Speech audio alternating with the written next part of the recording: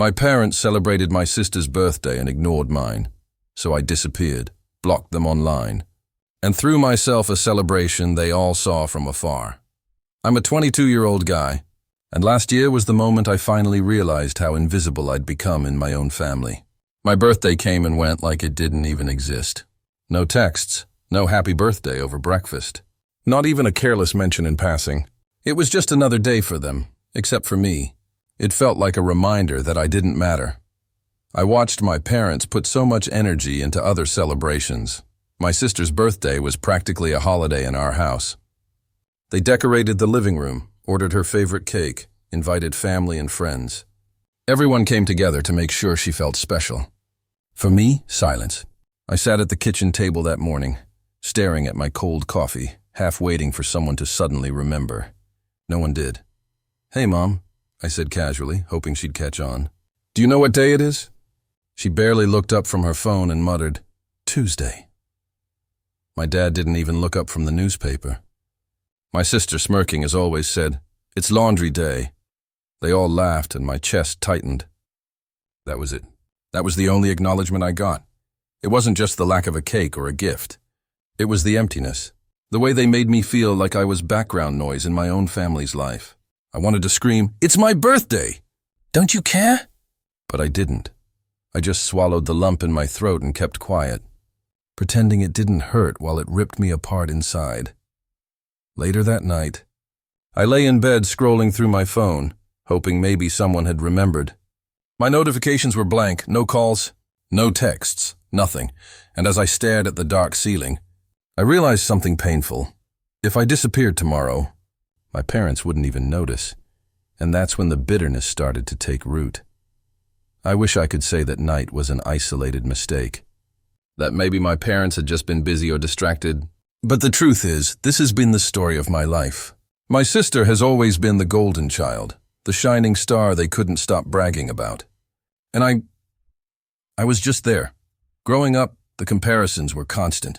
When she got straight A's, she was a genius destined for greatness. When I pulled off decent grades, my mom would shrug and say, "Well, at least you passed." If she wanted something, my parents would move mountains to get it for her. When I asked for the same things, they suddenly became too expensive or unnecessary. It was worse during birthdays. Hers were magical.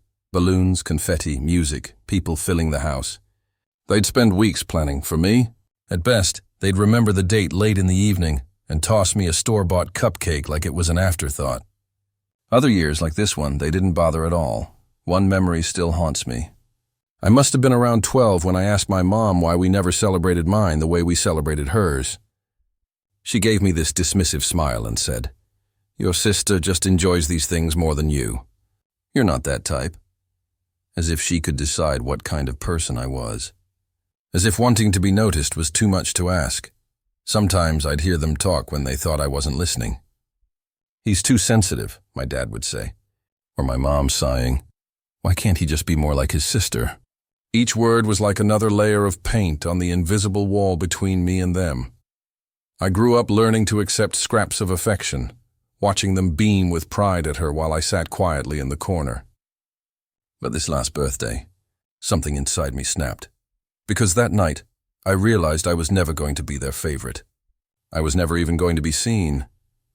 And that was when the anger started to grow. The final straw came a week later, when my parents threw my sister one of the biggest birthday dinners I'd ever seen. It wasn't even a milestone birthday, just another year for her, but they went all out. They booked a restaurant, invited family and neighbors, ordered her a custom cake. The whole place echoed with laughter and clinking glasses. I sat there at the table, pretending to smile, but inside, I was unraveling. I remember staring at the candles on her cake, the flames dancing as everyone sang to her. In that moment, I felt like a ghost. My birthday had been forgotten completely, yet here I was, expected to clap and cheer for hers. The unfairness sat heavy in my chest, like I couldn't breathe. At one point, my aunt leaned over and whispered, "Didn't your birthday just pass?" I nodded awkwardly, waiting, hoping for her to say something aloud, to break the silence. But she just gave me a pitying smile and turned back to the party. That was worse than anything. Even the people who noticed chose to stay quiet. After dinner, I overheard my parents laughing with a cousin. "He gets so dramatic about birthdays," my mom joked. My dad added, "Yeah, you'd think we committed a crime by forgetting. He's always so sensitive." They laughed like it was nothing, and I stood frozen behind the wall, my heart pounding in my ears. That was the moment it all clicked. It wasn't that they forgot. It wasn't an accident. It was a pattern, a choice. They had decided long ago that my feelings didn't matter. That I didn't matter. I went home that night, lay in bed, and stared at the ceiling. My sister's laughter still echoed in my head. My parents' words still cut like glass. And I whispered to myself for the first time, I can't keep doing this. Something had to change. The days after my sister's party were torture. Not because I wanted to dwell on it, but because I couldn't escape it. Everywhere I turned, Facebook, Instagram, even family group chats, it was plastered across my screen. Picture after picture of her smiling, blowing out candles, holding gifts, surrounded by people who looked so proud to be there. I sat alone in my room scrolling, the glow of my phone burning into my eyes. Every "happy birthday, sweetheart" in the comments felt like a knife twisting deeper. My name wasn't there. Not once. No one mentioned me. No one asked why my birthday had been skipped. It was like I didn't exist, like my life had been erased from the family timeline.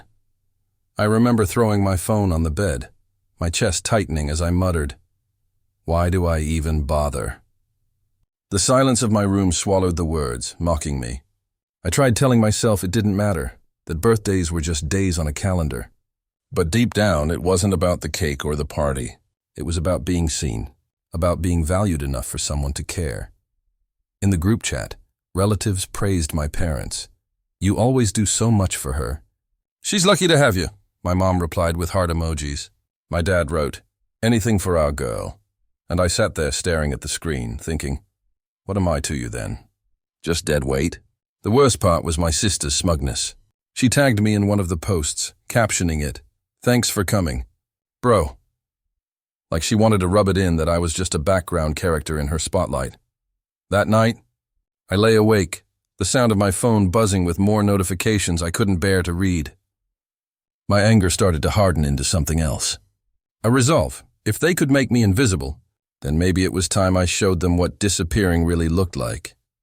That night, as I stared at my phone lighting up with posts and comments that had nothing to do with me, something inside me snapped. I was done waiting for them to see me. Done hoping that one day they'd wake up and realize how cruel they'd been. If I meant nothing to them, then maybe it was time to stop pretending they meant everything to me.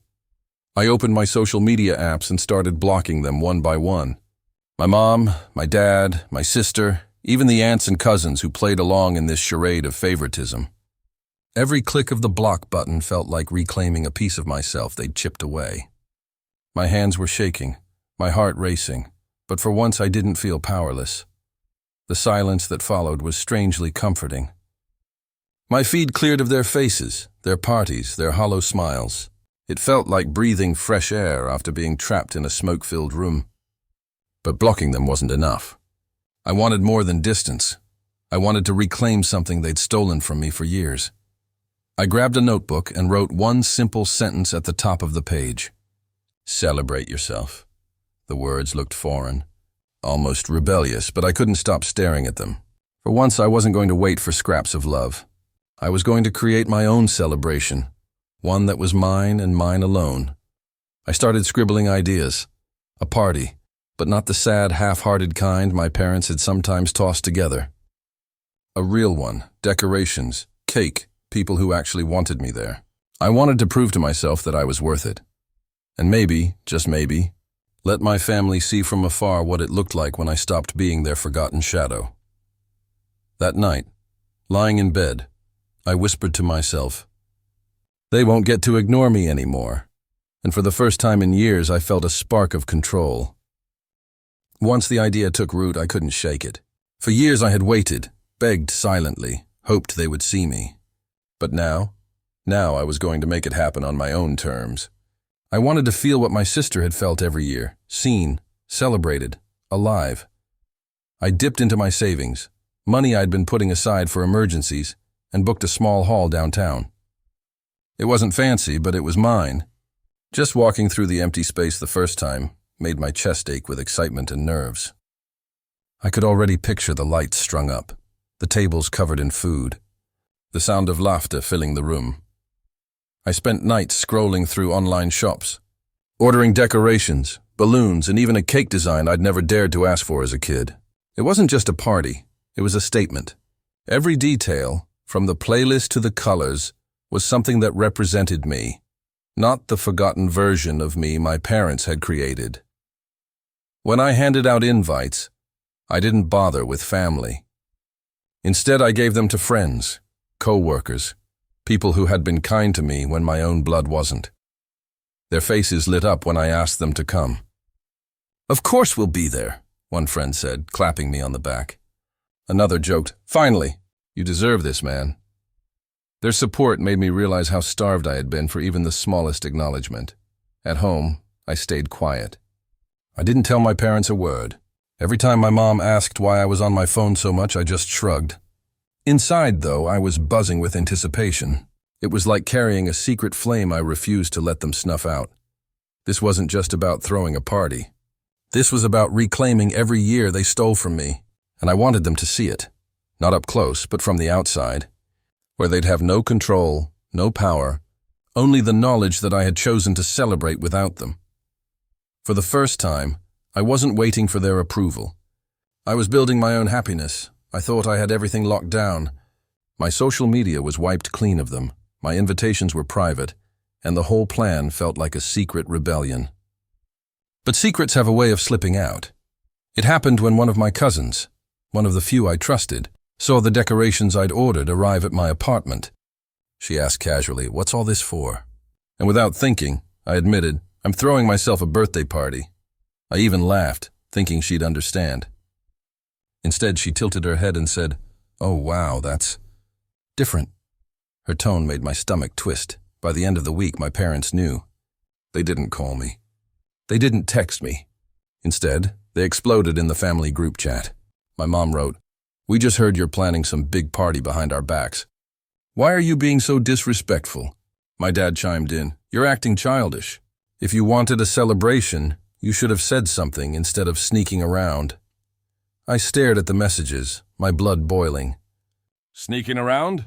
For years, I'd begged silently, with every forgotten birthday, every missed acknowledgement.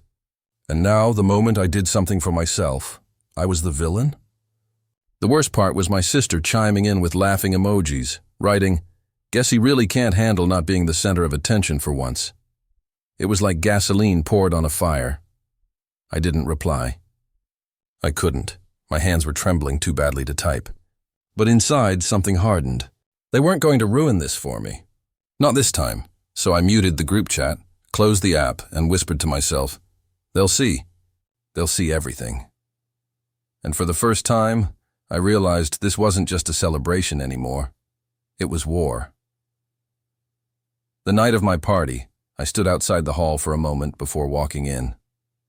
The place glowed with string lights I had hung myself, soft music spilling out into the night air. For a second, I just closed my eyes and let it sink in. This was mine. Not borrowed, not handed down, not a pity gesture. Mine. As the doors opened, I was greeted by laughter and cheers. My friends, my co-workers, people who had no obligation to show up for me, they came anyway. Some brought gifts, others just came with hugs and words that warmed me more than anything I'd ever gotten at home. "Happy birthday, man," one shouted, clapping me on the back. Another said, "This is way overdue. Tonight's all about you." I walked around soaking in the colors, the music, the energy. The cake sat proudly in the center of the table, 3 tiers, bold and unapologetic, with my name written across it. For once, I wasn't watching someone else blow out the candles.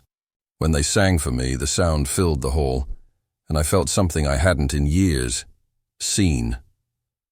But beneath the joy, there was a quiet unease. I knew word of this party had spread. I could feel eyes watching even if they weren't in the room.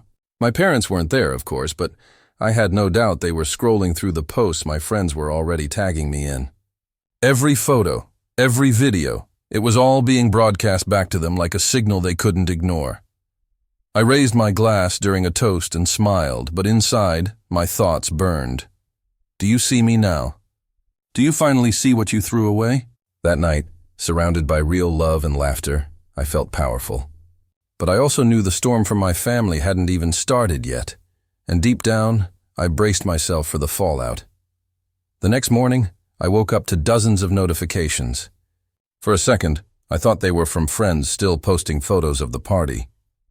But when I opened my phone, my stomach dropped. At the top of my feed was a post from my mom. Some children forget who raised them. Sad when they turn their backs on family just for attention.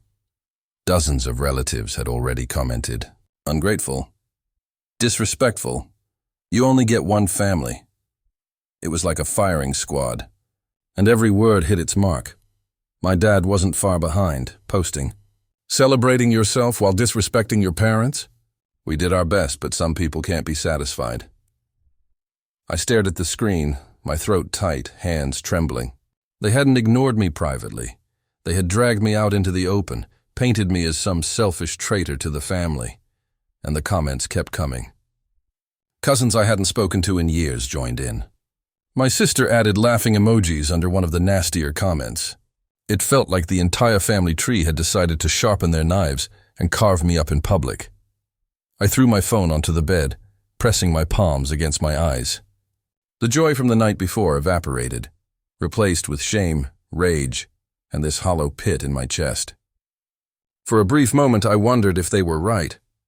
Maybe I was ungrateful. Maybe I was dramatic. Maybe celebrating myself was selfish after all. That was my lowest point.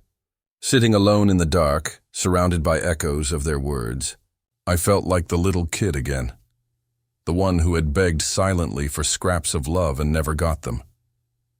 But somewhere deep inside, another voice whispered, "This isn't about them anymore. This is about you." And I realized rock bottom was exactly where I needed to hit, because the only way left to go was up. I thought the shame would swallow me whole after those posts.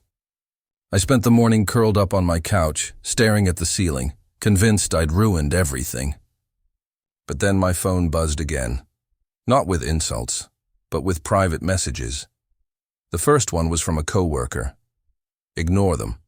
Last night was amazing and you deserve every second of it." Another friend wrote, "Your parents should be ashamed, not you. You've been overlooked for too long." I blinked at the screen, stunned. These weren't pity messages. They were genuine words of support.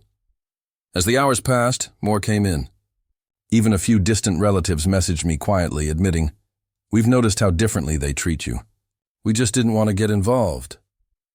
Reading those words made my chest tighten, not with pain this time, but with validation. For so long, I had been gaslit into believing I was too sensitive, that I imagined the favoritism. But here it was, confirmed by people on the outside. One message stood out above the rest. It was from an old friend who couldn't make it to the party. He wrote, "Family isn't who shares your blood. It's who shows up when you need them." I read that line over and over until the words etched themselves into me. I sat there, tears blurring my vision, realizing something important. My parents' cruelty wasn't a reflection of my worth. Their neglect didn't make me invisible. They chose not to see me. But others did. My friends did. Even strangers who barely owed me anything saw me more clearly than my own parents ever had. For the first time in a long while, I didn't feel crazy. I felt seen, and that gave me the strength to stop hiding, because the next step was no longer silence. It was confrontation. It didn't take long before my parents demanded to talk. My mom texted me first. "We need to meet. This behavior has gone too far." My dad followed up with, "You owe us an explanation." The word "owe" made my blood boil. After years of silence and neglect, they thought I owed them something. Still, I agreed.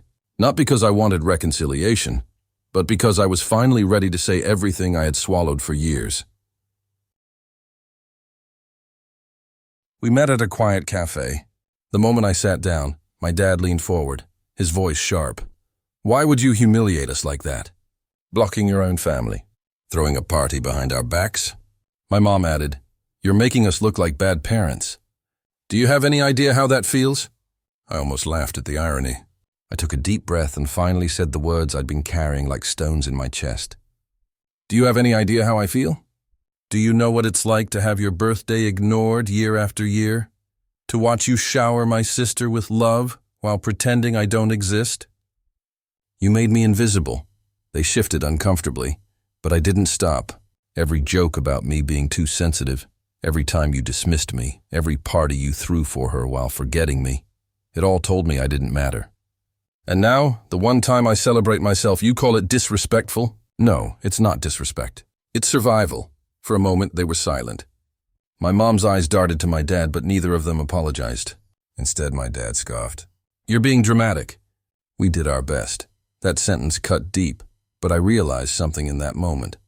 They were never going to admit it. They were never going to see me the way I deserved, and for once, that didn't make me feel powerless. It made me feel free. I pushed back my chair, stood up, and said quietly, "Then my best is walking away." And I left them sitting there in silence. Walking out of that cafe felt like stepping into a new life. For so long, I had carried the weight of trying to earn their love, bending myself into silence just to avoid their rejection. But as the door closed behind me, I realized something I should have known years ago. Their approval was never coming, and I didn't need it anymore. In the weeks that followed, I stayed no contact. My phone was quieter, but in that silence there was peace. No more gaslighting group chats, no more sarcastic comments, no more waiting for them to remember I existed. Instead, I posted photos of my life, my friends, my laughter, even snapshots from the party. I didn't unblock them, but I knew they were watching through others. And in some ways, that was sweeter than a direct confrontation. They had to see what life looked like without me. Vibrant, joyful, unapologetic. I heard from relatives that my mom still made bitter remarks about me, turning my back on family. But those same relatives also admitted they envied the happiness they saw in my photos. That was the irony. When I stopped begging for love, people finally started noticing me. Not because I needed validation, but because I had found a version of myself that didn't shrink for anyone. Sometimes late at night, I still think about those forgotten birthdays, about the kid who used to cry quietly under his blanket because no one lit candles for him. And then I think about the man who lit his own candles, surrounded by people who truly cared, and I feel a surge of pride. Because here's the truth. I didn't disappear to punish them. I disappeared to save myself. And in doing so, I created a life they can only watch from afar, a life where I am celebrated, even if only by the people who choose to see me. I stopped waiting for them to make me feel like I mattered. I made myself matter, and that was the greatest celebration of all.